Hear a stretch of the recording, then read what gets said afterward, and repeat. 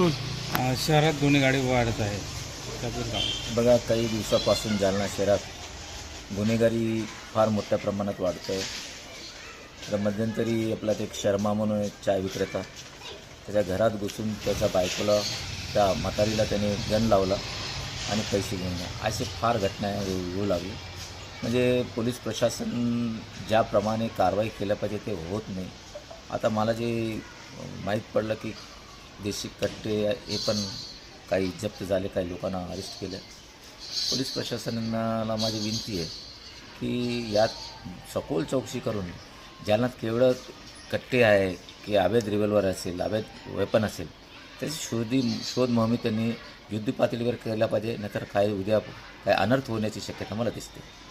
याविरोधात काय आपण आवाज उठवू? हां, याविरोधात काय आता बोलू ना. आता अधिवेशन किती दिवस चालतं आहे आणि जर त्याच्यावर बोलण्याची संधी आली तर नक्कीच बोला मी त्याच्यावर. पण जालनेकरांना मी विनंती करतो, ठीक आहे, जे झाला त्याला विसरून जा.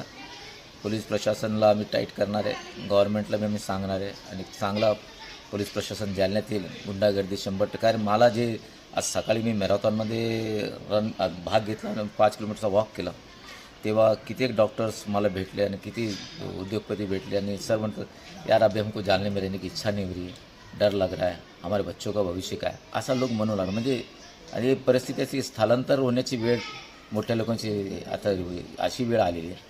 मग त्यानं मी कॉन्फिडन्स सांगितलं की बाबा, मी ॲज अ आमदार म्हणून मी दानवे साहेबांना पण बोलणार आहे. आम्ही दोघं बसून या जालन्यात शांतीचा व्यवस्था कसा करता येईल त्यामध्ये प्रयत्न